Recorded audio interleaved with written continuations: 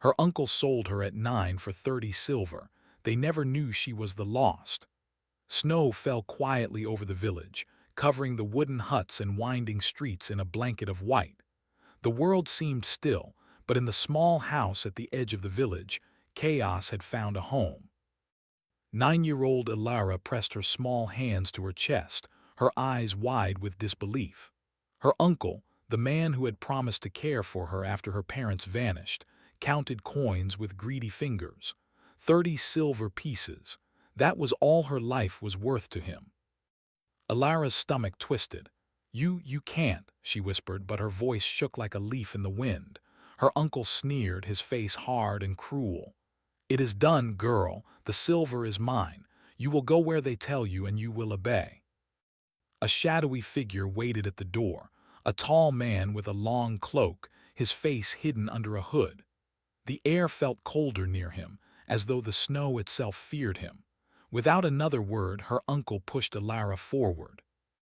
She stumbled, but the man's gloved hand steadied her, and she had no choice but to follow.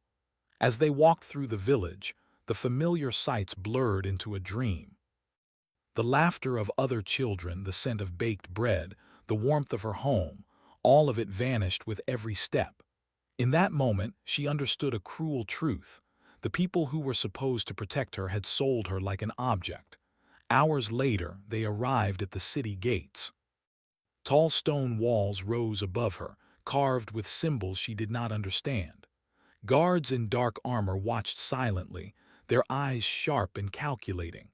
The man in the cloak nodded to them, and they parted to let her through. Inside, the city was alive with light and sound, yet it felt cold, distant, and unwelcoming. Ilara's heart pounded. She did not know anyone here. She did not know where she belonged. But one thing she felt deep in her chest was the spark of anger. Not just at her uncle, but at the unfairness of the world itself. Her new home was not a house, not even a humble room. It was the Moon Court, a place whispered about in villages and towns as a home of power, mystery, and danger. The halls were tall, the ceilings carved with the shapes of moons and stars, glimmering faintly with silver light. Shadows moved along the walls as if alive. Ilara was shown to a small chamber, barely large enough for a bed and a wooden chair. She sank onto the mattress, her hands clutching the blanket. She thought of her parents, of the lullabies they had sung, of the warmth of a home that no longer existed. And yet, a thought came unbidden to her mind. I will not be small forever. I will not be forgotten. That night, while the city slept under a sky full of cold stars, Ilara heard whispers from the corridors.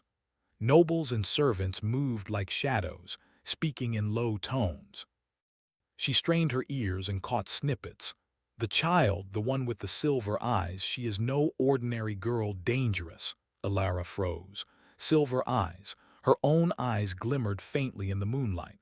Had someone seen her powers already? Powers she did not understand. Powers she had tried to hide. Her curiosity overpowered her fear. She crept to the window and looked out. The city spread below her like a river of fire and shadows. She saw movement, figures passing quickly as though hiding from something. She sensed danger and realized that she had been thrust into a world far larger and far crueler than her village. Days passed, and Ilara began to learn the rules of this new life. The Moon Court was not kind to strangers, especially not children. Servants whispered about her, guards watched her like a hawk, and nobles ignored her or spoke to her only to sneer. She began to understand that here, the smallest mistake could be deadly, or at least ruin her. Yet in the midst of fear and uncertainty, one figure stood apart from the rest. Lord Kalen, a guardian of the Moon Court, watched her from the shadows. Tall, broad-shouldered, and impossibly calm, he had the look of someone who belonged to another world. His eyes were dark, unreadable, yet they seemed to pierce straight through her. Ilara noticed that he did not speak to her. He did not scold her or punish her. But his gaze followed her everywhere, and in the moments when she thought no one was watching, she felt it like a weight on her chest, a mix of fear and fascination. One evening, while Ilara was walking through the palace gardens, she was attacked. Thieves sent by someone who wanted to test her, or perhaps eliminate her, sprang from the shadows. They were faster, stronger, but they did not expect what happened next. Ilara's fear ignited something deep inside her. Silver light surged from her hands, washing over the attackers. They stumbled back, shielding their eyes. Panic and awe filled the air as the courtyard glimmered with unearthly light. She did not understand how she had done it, only that the power had chosen her when she needed it most. Kalen arrived seconds later, moving like a shadow. With calm efficiency, he disarmed the thieves, his movements precise and silent. When it was over, he turned to Ilara, his expression unreadable. "You have power," he said simply, voice low but firm. "Do not let it control you.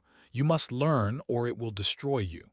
Ilara nodded, though she did not fully understand. All she knew was that she had felt a strength she had never known before, and it frightened her as much as it thrilled her. She also realized that Kalen was not like the others. He could be a protector, or something more dangerous. That night she lay awake, thinking of her uncle, of the village, of everything she had lost. But she also thought of the silver light, the feeling of power rising inside her, and the tall guardian who watched her like a hawk. A tiny flame of hope sparked within her chest. Perhaps she was not just a girl sold for 30 silver coins. Perhaps she was something more. Perhaps her destiny was waiting for her somewhere in the shadows of the moon court. And then she heard it, a whisper, soft but clear, coming from the window. "Ilara!" Her heart jumped. She turned, but no one was there. Only the shadows of the garden stretched under the moonlight, swaying in the cold wind.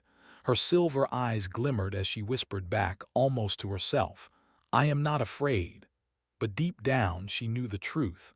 She was afraid, afraid of the court. Afraid of her powers, afraid of the people who had stolen her life. And yet something else stirred, a fierce determination that refused to be extinguished. Somewhere in the halls of the moon court, someone had noticed her. Someone had seen what she could do. And they would come for her again. Ilara clenched her fists, feeling the pulse of power in her veins. She did not yet know what awaited her, but she understood one thing clearly: she would survive. And when the time came, she would not only survive, she would rise. Outside, the snow continued to fall, silent and pure. But in the heart of the palace, a new storm was awakening, one that would change everything. And at that moment, Kalen stood at the edge of the gardens, silent, his eyes fixed on the small girl whose destiny was larger than even she could imagine. The girl's eyes glowed silver in the dark, and the moon court realized she was no ordinary child. Time passed slowly in the moon court, like a river that refused to move. Days turned to weeks, weeks into months, and Ilara grew from a frightened child into a sharp, cautious girl of 13. The palace had become both her prison and her classroom, filled with lessons she had never expected. She learned to walk the long marble halls without being noticed, to move silently among the shadows, and to watch the faces of those around her for even the smallest hint of danger. The nobles were cruel in subtle ways. They whispered in corners, exchanged secret signs, and smiled politely while their eyes betrayed envy or fear. Servants treated her with a mixture of pity and suspicion. But through it all, Ilara discovered that she was not as powerless as they believed. Her silver eyes, a mark of her unusual gift, were her secret weapon. When anger or fear flared, she could feel the power within her grow, like a river rushing to break free. Yet she had not learned to control it completely. One wrong move could draw attention, and attention in the moon court could be dangerous. Lord Kalen, the tall guardian who had first noticed her power, remained a constant presence in her life. He had not spoken much, but his eyes followed her with the same intensity as before. Sometimes it was frustrating, sometimes frightening. Ilara often wondered what he thought of her. Did he see a weak, scared girl or something stronger? One cold morning she found herself in the training yard. Kaelin had insisted she learn basic combat skills, not to turn her into a warrior, but to teach her control and focus. The yard was silent except for the sound of their movements, the clash of wooden swords, the snap of her own stance, the quiet exhale of controlled breathing. "You are tense," Kaelin said quietly, stepping closer. His dark eyes scanned her form like a hawk studying its prey. "Your power reacts to fear. You must learn to control it or it will betray you." Alara lowered her wooden sword, frustration burning in her chest. "I try," she whispered. "I really do, but it's like it has a mind of its own." Kaelin studied her for a long moment. Then, without a word, he reached out and adjusted her stance, his hand brushing hers. The contact was brief, yet it sent a strange warmth through her. She quickly pulled back, embarrassed by her reaction, but she could not ignore it. "You will learn," Kaelin said finally, stepping back. His voice was firm but quieter than usual. "I will not let anything happen to you, but the court will not wait for weakness." Alara nodded, swallowing her fear. She did not fully trust him, yet a small part of her was grateful.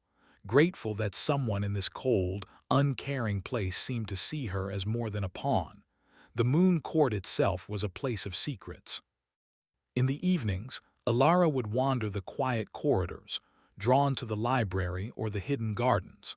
She discovered old manuscripts filled with tales of lost kingdoms, of magic that could shape destinies, and of families torn apart by betrayal and greed. It was in these stories that she began to understand the whispers she had overheard as a child, that she was not ordinary, that perhaps, somehow, she was connected to a royal bloodline thought lost. But the court was not merely a place of learning. Danger lurked at every corner. Nobles plotted quietly, some jealous of the mysterious child, others fearful of her growing powers. Alara sensed it in the way guards whispered when she passed, in the sideways glances of women who smiled too brightly. She began to understand that in this world, survival meant knowing who to trust and who to fear. One night, as she explored a corridor she had not seen before, Alara heard voices in the shadows. She pressed herself against the wall, peering around the corner. Two nobles were speaking in hurried whispers, their faces pale in the dim candlelight. "She must not reach her full strength," one said, his voice trembling. "If she does, it will be the end of the court as we know it." Alara's heart pounded. She realized her powers were no longer just a secret, she was a threat. And threats in the moon court were not tolerated. As she backed away, a hand rested lightly on her shoulder. She spun around, expecting a guard or an enemy. It was Kaelin. His eyes were sharp, but there was no anger, only a careful intensity. "Go back to your room," he said quietly. "Do not involve yourself in matters you cannot understand, but be ready. They will try something." Alara nodded, feeling both fear and relief. Kaelin's warning confirmed what she had begun to suspect. The court did not want her safe, they wanted to control her. Days later, a new challenge arrived. The Queen of the Moon Court, a young woman of strange beauty and commanding presence, requested Alara's presence. The girl's heart raced as she entered the grand hall where shadows danced along the walls, shaped by flickering torchlight. "Child," the queen said softly, her gaze piercing, "I have heard of your powers. You are unusual." She paused, as if measuring Alara's reaction. "Do you understand what it means to live in the court?" Alara swallowed. I am learning, your majesty." The queen's lips curved slightly. "You must learn quickly. Power does not forgive hesitation, and weakness is costly." She looked past Alara for a moment, as if seeing something far away. "You are more than you know. Perhaps, one day you will understand." Alara left the hall with her mind spinning. The queen had spoken in riddles, but there was truth in her words. The court was teaching her in its own harsh way. Power and survival were inseparable. Over the following months, Alara's life became a constant balance of learning and hiding. She trained under Kaelin, studied in secret, and observed the nobles and guards with growing skill. She began to understand her magic more clearly, how to summon small sparks of silver light, how to sense the emotions of those around her, and how to shield herself from attacks, both physical and magical. Kalen remained her most constant presence. He rarely spoke of feelings, yet his care was unmistakable. He would appear silently at her side when danger loomed, correct her form with patient precision, and occasionally allow a faint trace of encouragement in his tone. Yet the tension between them was ever present. Alara felt a strange pull toward him, a mixture of respect, fear, and admiration. She longed to understand him, but Kalen's walls were high, and he spoke only when necessary. The distance between them was electric, filled with unspoken words and restrained emotions. One evening, while practicing in the training yard alone, Alara sensed movement in the shadows. Before she could react, a figure lunged toward her. Her magic flared instinctively, silver light spilling from her hands, illuminating the courtyard in a brilliant glow. Kalen appeared immediately, moving with fluid grace. He intercepted the figure, his movements precise and deadly. When the intruder fell, defeated but unharmed, Kalen turned to Alara, his eyes dark with concern. "Do you understand?" he asked quietly. "They will continue to test you. You must be ready always." Alara nodded, her hands trembling. She realized that the court would never leave her in peace. Her powers had marked her as both a weapon and a threat. Yet she also felt a spark of defiance. She would not cower. She would not be a pawn. Weeks later, a masked figure appeared during a late-night gathering in the library. Alara had been reading in a secluded corner when she felt a presence. Before she could react, the figure knelt before her, removing the mask. It was someone she did not know, but someone who recognized her immediately. "You are the lost," the figure whispered. "They have hidden you, but your blood, your power, is undeniable. Beware, for the court will not forgive the return of the true heir." Alara's heart pounded. She had suspected her origins, but hearing it confirmed made her pulse race with fear and excitement. She had always known she was different, but now she understood why. Her bloodline, her powers, her very existence were a threat to those in power. Kalen arrived just as the figure disappeared into the shadows, his eyes narrowing. "They know who you are," he said softly, "and soon others will as well. Be ready, Alara. The court will demand its claim." Alara clenched her fists, feeling the pulse of silver power within her. She was no longer just a child sold for 30 silver coins. She was the lost, and her destiny was larger than she had ever imagined. And in the shadows of the moon court, whispers began to spread. The lost had returned. The moon court had grown colder over the years, and yet Alara had grown stronger. The halls that had once seemed endless and intimidating were now familiar paths she could navigate with ease. She moved silently, watched quietly, and learned to read the moods of the nobles and guards. Each whisper, each glance, was a map of the power and danger that surrounded her. But the weight of her secret of being the lost pressed heavily on her heart. She did not know her parents' fate, only that they had disappeared under mysterious circumstances, leaving her at the mercy of her greedy uncle. And now, whispers of her identity had reached ears she could not even imagine. Alara spent her days training with Kalen and studying in the hidden library. Her powers had grown. She could now summon silver light at will, sense the emotions of those around her, and even influence small objects from a distance. But with power came risk.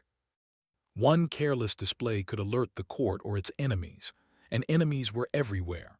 One afternoon, Kalen summoned her to the highest tower of the palace. The wind howled outside, tossing the snow against the stone walls. He stood silently by the window, his cloak fluttering in the gusts, watching her with the same unreadable expression he always wore. "You have grown," he said finally, his voice low, almost reluctant. "Stronger than I expected." Alara hesitated. "I am only learning, Lord Kalen. I do not fully understand my power yet." Kalen turned to her, his dark eyes softening for just a moment. "Understanding is not enough. Control is necessary, and control requires trust. Do you trust yourself? Alara felt her throat tighten. Trust herself. She had been sold, betrayed, and watched. Trust was a dangerous word in the Moon Court, but still she nodded. I will learn. Kalen studied her for a long moment, then gestured toward the large mirror in the corner of the tower. Show me, he said. Show me the power that you have learned to wield. Alara stepped forward, hands trembling. She concentrated, calling the silver energy to her fingers. Light flickered and danced along her arms, weaving into shapes of her choosing. For a moment it felt as though she could bend the world to her will. Kalen's lips pressed into a thin line. Good, but remember, strength without purpose is dangerous. Never let anger guide you. Never let fear guide you. Always purpose. The lesson ended, but the weight of his words lingered. Alara felt a strange pull toward him, a mixture of admiration, respect, and something deeper she did not yet understand. Kalen was her mentor, her protector, yet he stirred feelings she could not name. And she sensed that he, too, was struggling with the same tension. That night, unable to sleep, Alara wandered the palace in silence. Her steps led her to a hidden chamber she had never seen before. The door was heavy and carved with symbols of moons and stars, pulsing faintly with silver light. Her heart raced as she pushed it open. Inside, she found relics of a life she had never known, portraits of a woman with silver eyes much like her own, letters sealed with a royal crest and a small, tarnished crown. Her breath caught. Could it be her mother? As she touched the crown, memories she had never lived surfaced in her mind, visions of a palace filled with warmth, laughter, and love. And then a dark shadow, a figure she did not recognize, taking her mother away, leaving only whispers and silence. Alara fell to her knees, clutching the relics. Her destiny was clearer now. She was the lost, the child of a queen who had been betrayed, hidden, and thought dead. Her power, her strange eyes, her presence in the Moon Court, all were part of a legacy she had yet to claim. Footsteps echoed in the hall. She froze, her heart pounding. Kalen appeared in the doorway, his expression unreadable. You found it, he said softly. The truth. Alara looked up, her voice trembling. I am the lost. My mother, my family. Kalen stepped closer, lowering his voice. Yes, and now more than ever you must be careful. There are those who will stop at nothing to keep the truth hidden. Your life, your power, your very existence is a threat to them. Alara felt a surge of both fear and resolve. She was no longer a powerless child. She was the lost, and she would not let her lineage be erased again. Days passed in a blur of preparation and discovery. Alara trained harder, studying her powers and learning to focus her energy. Kalen pushed her, but he also guided her with care, teaching her not only combat and magic but strategy and perception. Slowly, she began to understand the delicate balance of power within the court, the way nobles moved like pieces on a board, each seeking advantage. During this time, their relationship deepened in subtle ways. Kalen's stern demeanor softened when he was alone with her. Small moments, a hand lightly brushing hers to correct her stance, a quiet word of encouragement, a shared glance in the moonlight, built a connection that neither could fully speak aloud. Yet the tension between them grew, charged with unspoken feelings and mutual respect. One evening, while walking through the palace gardens, Alara sensed a presence. Her silver eyes flickered in the dim light. A masked figure emerged from the shadows. The figure knelt before her and removed the mask, revealing a face she did not recognize, but a face that immediately recognized her. You are the lost, the figure whispered. The court may hide you, but your blood cannot be concealed. Beware, the ones who seek to control you will strike soon. Before Alara could respond, the figure disappeared into the night. Her pulse raced. The threat was closer than ever. Kalen appeared silently behind her, placing a steadying hand on her shoulder. They know who you are, he said quietly, and soon more will. You must be ready. Your journey is only beginning. Alara felt a surge of determination. She had been sold, hidden, and hunted, but she would not be a pawn any longer. She was the lost, and she would claim her destiny, whatever the cost. But the court was unforgiving. That night, as she slept, whispers of her identity spread through the palace halls. Shadows moved silently, plots were whispered in corners, and enemies prepared to strike.